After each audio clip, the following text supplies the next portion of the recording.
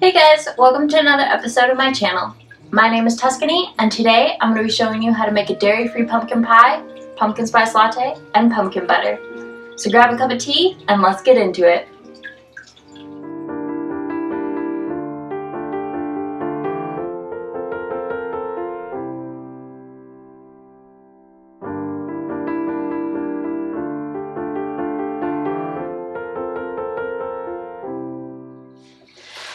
I'm a huge fan of pumpkin everything.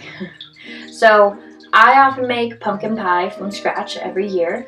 I also figured out how to make a pumpkin spice latte from scratch because I personally prefer the taste of real pumpkin to pumpkin syrup.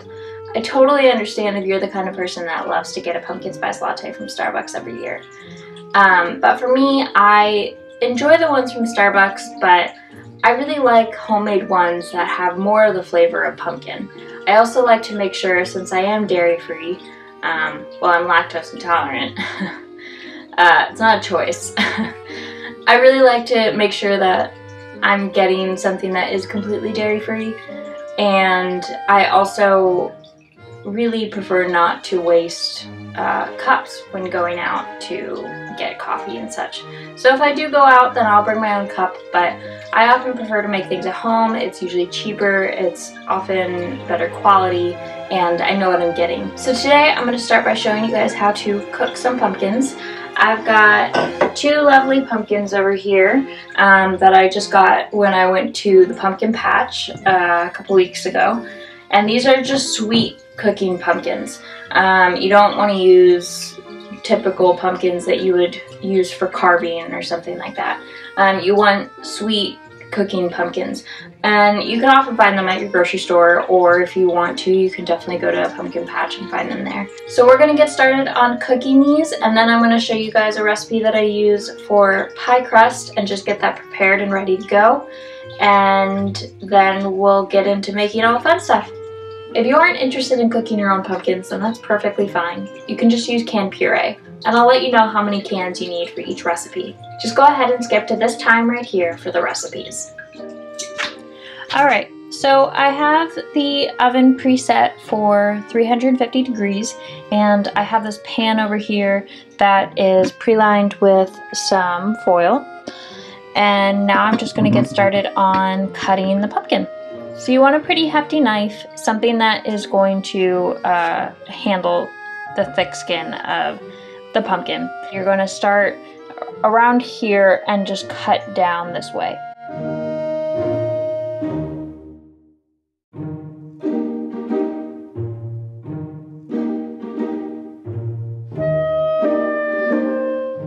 Alright, so now we've got the pumpkin cut through, and then you just want to peel it apart so that it breaks off the stem.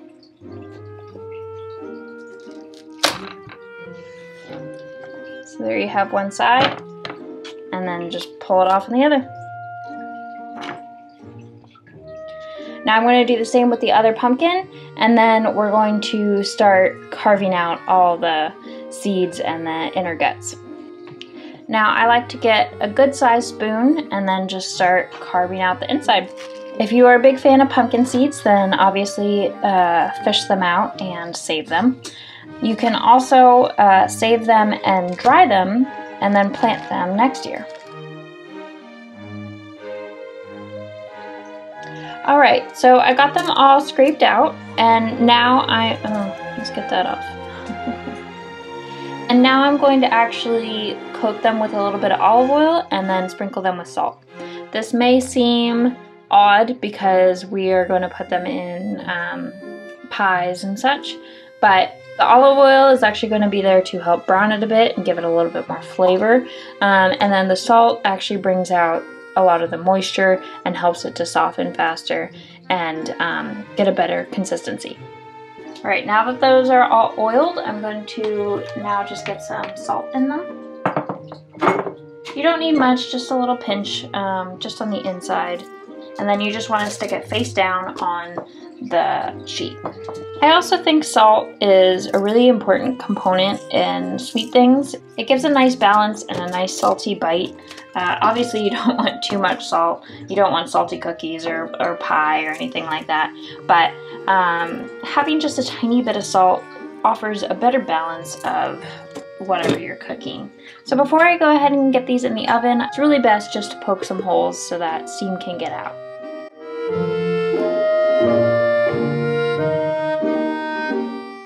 So now that I have holes poked in them for steam to release, I can then just go ahead and put it in the oven. It's at 350 right now, and I'm gonna just check it at 30 minutes, see if it's ready, and then check it every 5 minutes from that point on if it's not. And to check if it's ready, all I have to do is poke a hole in it to see if it's soft. Alright, so the pumpkin has been in for 30 minutes, and I'm just going to go in and test it with a fork. And there's definitely a little bit of resistance when I put my fork into there, so I'm going to just put it in for another 5 minutes. Alright, it's been another 5 minutes, so I'm going to go ahead and check these again. So now it's quite squishy, and I'm just going to pull them out and let them cool. So now that our pumpkins are cooked and cooled, we can then puree them. It's just a matter of separating the meat of the pumpkin from the skins and then putting them in the processor. If you don't have a processor, then that's perfectly fine. You can mash it with a fork, a potato masher, or a potato ricer, if that's what it's called. To separate the meat from the skin, I'm going to just try to flip it over. Sometimes it pops right out, sometimes it doesn't.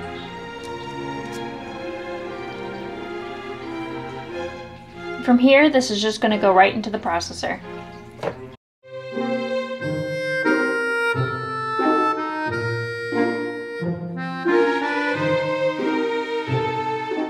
Alright, I think this is ready to go. I'm just going to get it in some airtight containers and get it in the fridge. Once you have your puree, you can stick it in the freezer for a couple of months or in the fridge for up to a week. And now that we've prepared our pumpkin puree, I'm now going to show you how to prepare some pie dough. For the pie crust, I'm going to just start with cutting some butter and getting that in the freezer. The reason we want to put the butter in the freezer is because we want it cold when making the pie crust. And that's because when the butter's cold, it creates a bunch of layers, which gives it that flaky texture when it's cooked. While the butter's in the freezer, we can prepare our other ingredients, which is just flour, sugar, salt, and water. We want cold water, so I often just get some water and put a couple ice cubes in it and let that sit for a minute while the butter's in the freezer. I'm using a processor. If you do not have a processor, that is okay.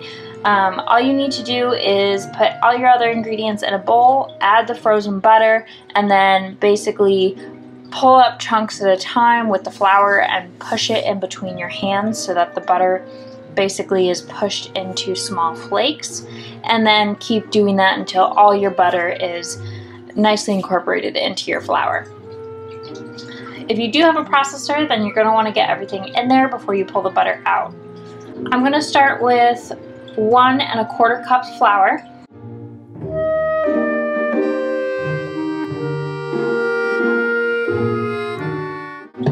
Then 1 tablespoon sugar.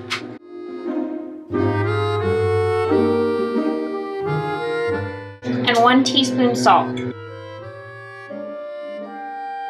And then just give it a quick pulse to combine.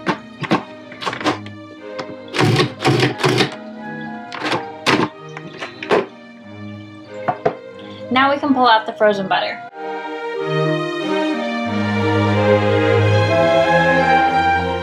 So this is a great consistency for the butter and the flour, and now we get to add water. For this amount of pie dough, we only need about 3 to 4 tablespoons of water. And you just want to add it in slowly and then pulse to combine.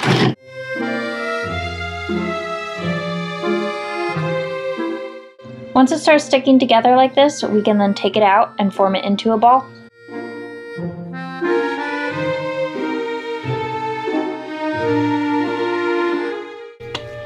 I'm now just flattening it into a thick patty and then sticking it on a plate to go into the fridge. Now I'm going to go ahead and stick this in the fridge overnight because I want to work on my pie tomorrow. However, you can start working on it after about an hour in the fridge, or you can keep it in the fridge for up to 3 days if it's in an airtight container. Alright, now we have everything prepared. So I'll catch up with you guys tomorrow and we can start on the fun stuff. Alright, it's the next day, the pie dough is in the fridge overnight, and now we just wanted to pull it out and let it sit for a couple minutes, just so it's not rock hard when we try to roll it out. While that's warming up, I want to get the pie dish oiled and the oven set to 450 degrees. I'm just using canola oil to oil the dish, but you can definitely use any oil that you like. Butter or coconut oil work just fine. I just happen to have a lot of canola oil, so that's what I'm using. So now that we have this oiled, we can just set it aside and start on our pie dough. I already washed the counters thoroughly.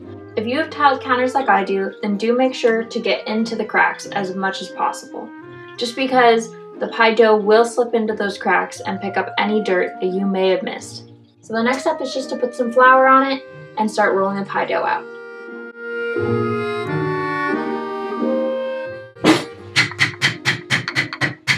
Do be mindful of your neighbors if you are doing this. If at any time you start to feel your rolling pin sticking, then just get a little bit more flour down. And it's best to constantly be rotating the pie crust so it's not sticking to the counter.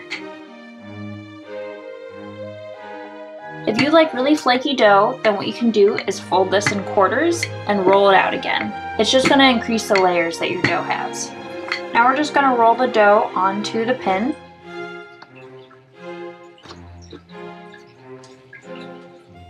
Grab your pie dish and roll it on.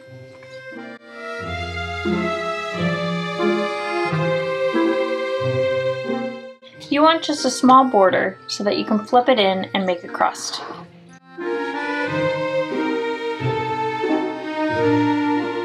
Now I'm going to go around one more time and make sure the seam isn't visible. Now that I've made the crust, I'm just going to make it look a little nicer by pinching it between these two fingers and my thumb.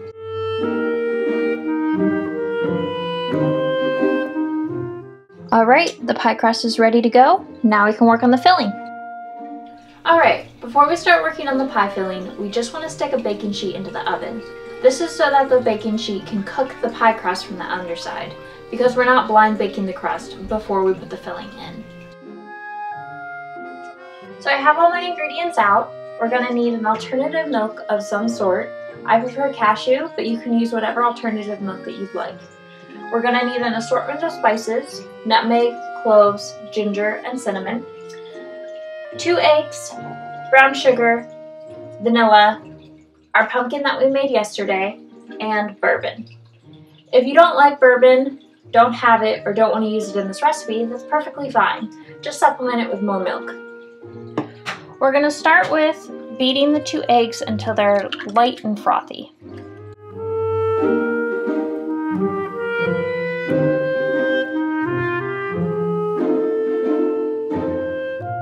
Next we're going to add in the pumpkin. This is 1 3/4 cups that I divvied out from what I made yesterday.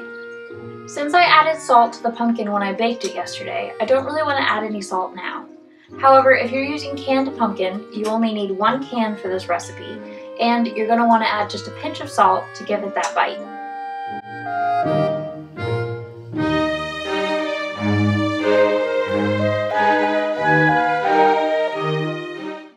Now 1/2 teaspoon of vanilla, 1/2 cup of brown sugar, and your spices.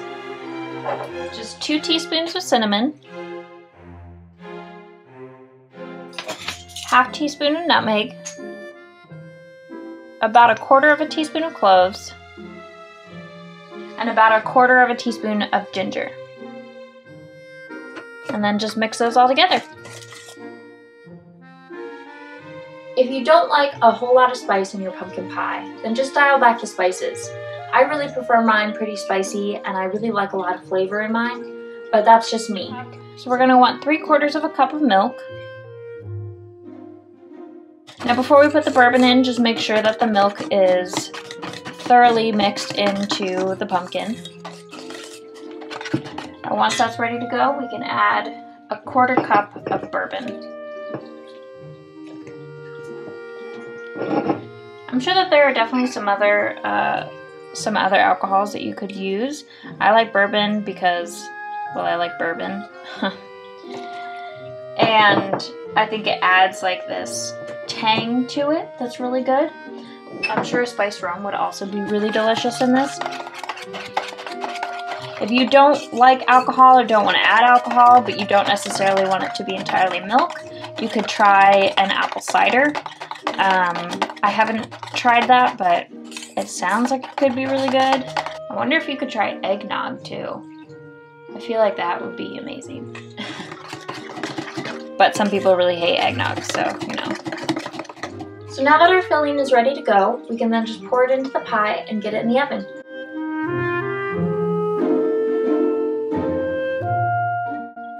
And when we put it in the oven, we're just going to put it straight onto that baking sheet that we put in earlier so that the bottom of the pie crust cooks.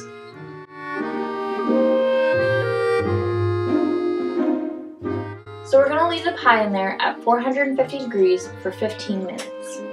After 15 minutes, we're going to lower the temperature to 350 degrees and let it cook for another 50 minutes. Okay, so it's been in there for 15 minutes at 450 degrees. We're just going to lower the temperature to 350 degrees and keep it in for another 50 minutes. And now, while that's in the oven, we can work on pumpkin butter. Alright, so pumpkin butter has a lot of the same ingredients as with the pumpkin pie. So we're going to need the pumpkin, the vanilla, brown sugar, and spices. We're also going to need some apple cider and some maple syrup. To start the pumpkin butter, we're going to get the pumpkin in there. Once again, this is about 3½ cups, or 2 cans of pumpkin puree. Then we're going to stir in 1/4 cup of brown sugar,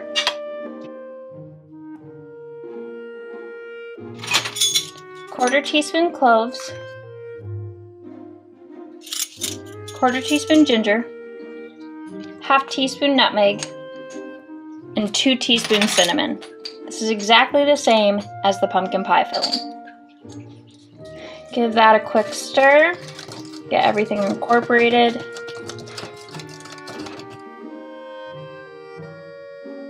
Now we're going to add 1/4 cup of maple syrup.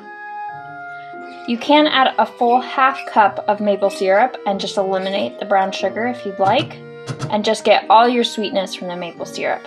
However, I find maple syrup to be quite expensive, so I like to get the maple syrup flavor, but only use about 1/4 cup, and supplement the rest of the sweetness with the brown sugar.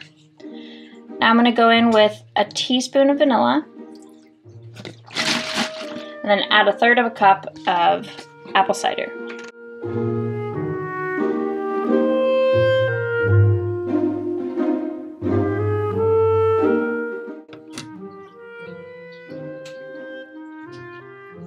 Alright, that tastes pretty good. It is going to taste a little bit strange because everything hasn't blended and simmered together yet. However, it gives you a good indicator of what it's going to taste like later. So it's best just to taste it now and see if you need more sweetness or more salt or more spices, anything like that. And then we're just going to turn the heat on to medium. Once you get it on the heat, you're going to want to start stirring it pretty constantly because it's going to start bubbling and then it's going to explode everywhere. And you don't want that. And as it warms, you should start to smell all those wonderful spices. So I just want to keep stirring until I get the consistency that I want. And what we're doing is just making a reduction, really. We're letting a lot of the liquid evaporate out so that it creates a nice thick paste to spread on toast or however else you eat pumpkin butter.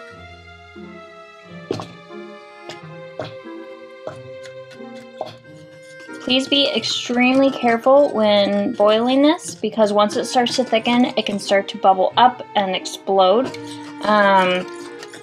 And this is going to be very hot and you don't want that splatting on your hands. I've had that happen. It sucks. So just be very careful. Make sure you keep stirring it. If it gets too hot, then turn it down or take it off the burner. And make sure it's not exploding all over your hands. And once it gets to a certain thickness, then it's just time to take it off. So our pumpkin butter is sitting here cooling. Just keep stirring it intermittently while it's cooling just to let some of the heat escape. Because it's such a thick consistency, it's going to be really hard to let the heat escape. So stirring it is going to help it cool down. The pie has also finished. The 50 minutes at 350 are over, so let's pull it on out.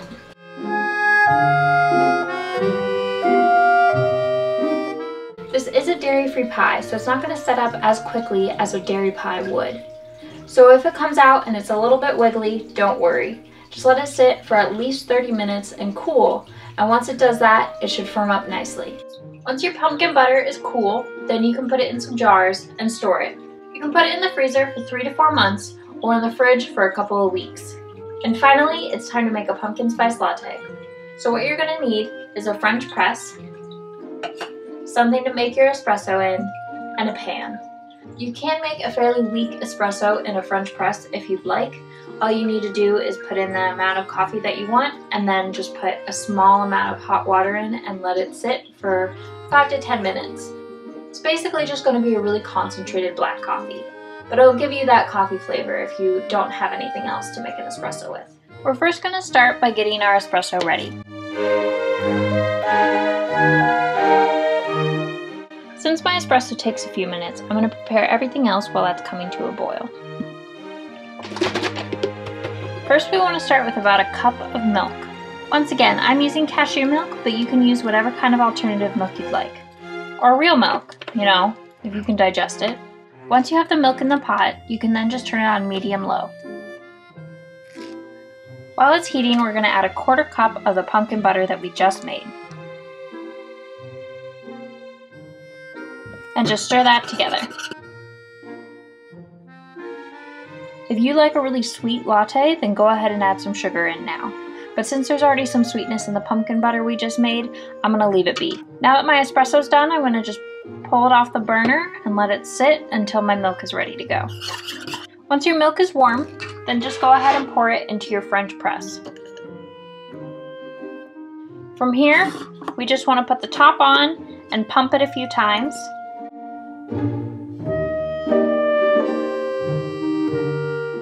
Now that I have a little bit of froth, we can put it all together.